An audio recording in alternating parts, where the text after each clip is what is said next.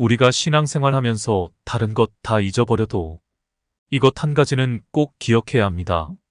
그것은 구원과 깊은 연관이 있기 때문입니다. 저는 이 주제에 대해서 최대한 쉽고 간단하게 설명하기 위해 노력하겠습니다. 우리가 꼭 기억해야 할 기독교의 핵심 단어 중 한 가지는 바로 화목, 화평, 평화라는 단어입니다. 이 세 가지 단어는 다 같은 의미인 것을 잘 아실 것입니다.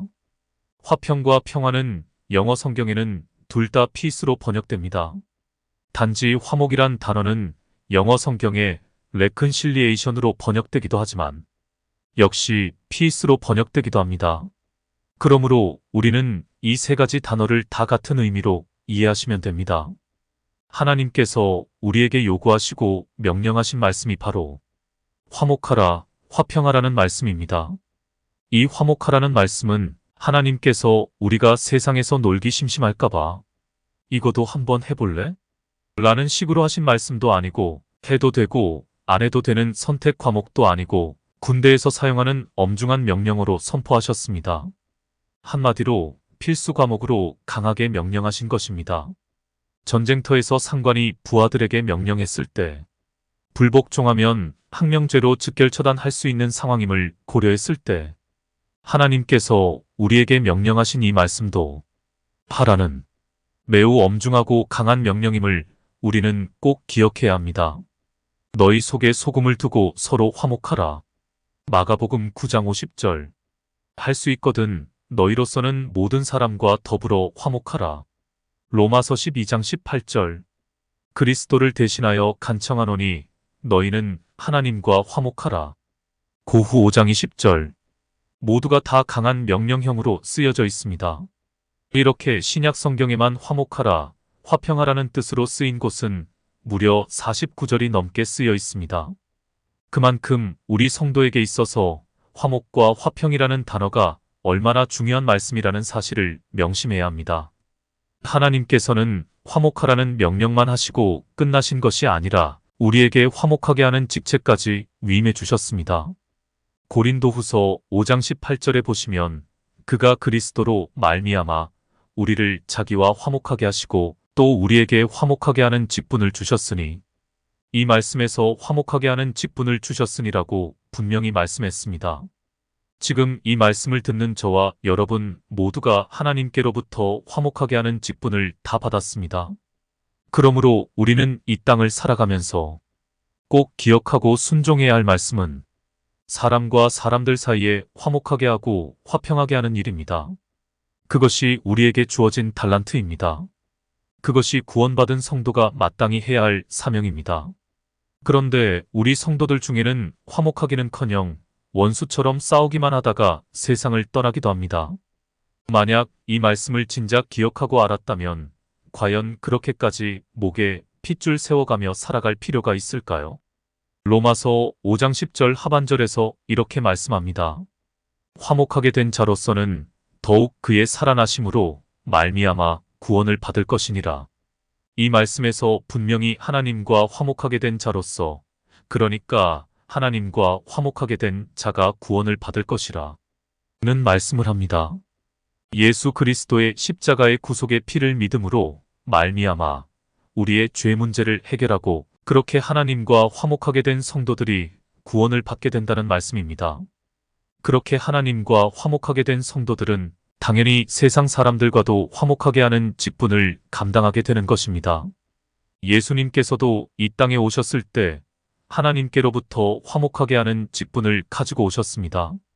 그리고 그 직분을 성공적으로 잘 수행하셨습니다. 요한일서 4장 10절 하나님이 우리를 사랑하사 우리 죄를 속하기 위하여 화목 제물로 그 아들을 보내셨음이라. 요한일서 2장 2절 그는 우리 죄를 위한 화목 제물이니 우리만 위할 뿐 아니요 온 세상의 죄를 위하심이라. 이렇게 화목하게 하는 직분을 가지고 오신 예수님께서도 우리에게 이렇게 말씀하셨습니다. 마가복음 8장 34절 누구든지 나를 따라오려거든 자기를 부인하고 자기 십자가를 지고 나를 따를 것이니라. 이 말씀은 사복음서에 다 기록된 말씀인데요. 예수님께서 십자가를 지심으로 죄인들을 하나님과 화목하게 하신 것처럼 우리도 누구든지 다 예수님을 믿고 따르기를 원한다면 자기 십자가를 지고 예수님을 따라야 한다는 말씀입니다. 그래야 하나님 보시기에 합당하고 천국에 합당하다고 말씀하십니다. 예수님이 이 땅에서 감당하신 십자가의 목적과 의미는 죄인들과 하나님 사이에 화목하게 하는 일이었습니다. 우리도 세상 사람들 사이에 화목하게 하는 직분을 감당하는 것이 곧 자기 십자가를 지고 예수님을 따르는 일입니다. 그리고 마태복음 5장 9절 말씀에서 화평하게 하는 자는 복이 있나니 그들이 하나님의 아들이라 일컬음을 받을 것이며 라고 말씀하셨습니다. 예수님이 이 세상을 하나님과 화평하게 하시기 위해 오셨던 것처럼 우리도 세상을 화평케 하면 우리 역시 하나님의 아들이라 일컬음을 받게 해주신다는 약속의 말씀입니다. 그러니 이 화평하게 하는 직분이 얼마나 중요한 일이겠습니까? 그러므로 우리는 누구든지 예수님을 믿고 따르기를 원한다면 화목하게 하는 직분을 감당해야 한다는 말씀입니다. 그래야 슬기로운 다섯 처녀처럼 예수님의 신부로 합당하고 천국에 합당하다는 말씀입니다. 구원이란? 입술로만 주여 믿습니다. 주여 주여 안다고 구원 받을 수 없다고 예수님은 말씀하셨습니다. 야고보서 2장의 행함이 없는 믿음은 죽은 믿음이라. 는 말씀은 우리가 너무나 잘 알고 있으면서도 행하지 않는다면 그 이유가 무엇일까요? 그 대답은 간단합니다. 입술로만 주여 주여 하기 때문입니다. 예수 그리스도의 십자가의 구속의 은총을 마음으로는 믿지도 않고 아직 구원의 확신도 없고 하나님과 화목되지도 않았기 때문입니다. 하나님의 참사랑을 아직도 깨닫지 못하고 사랑하지도 않기 때문입니다. 예수님 말씀처럼 입술로만 주여 주여 하고 있기 때문입니다.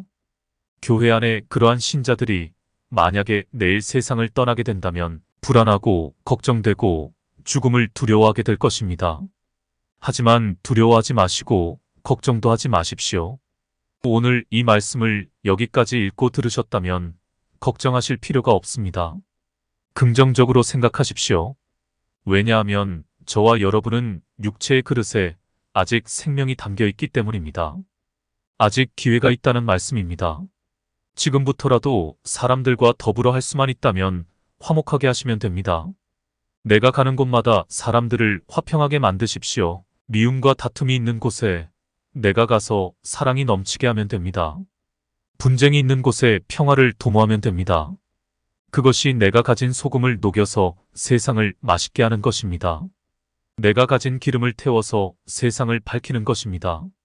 그것이 사람들과 더불어 화목하게 하는 직분을 잘 감당하는 것이고 그것이 바로 세상의 빛과 소금의 역할을 감당하는 것입니다.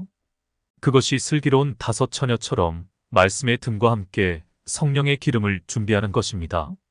여러분도 신랑 예수님이 오셨을 때 등과 함께 기름이 준비된 신부로서 천국의 혼인잔치에 참여하기를 원하신다면 오늘부터라도 새로운 마음가짐으로 세상을 화목하게 만드십시오. 사람과 사람들 사이에 화평하게 하십시오.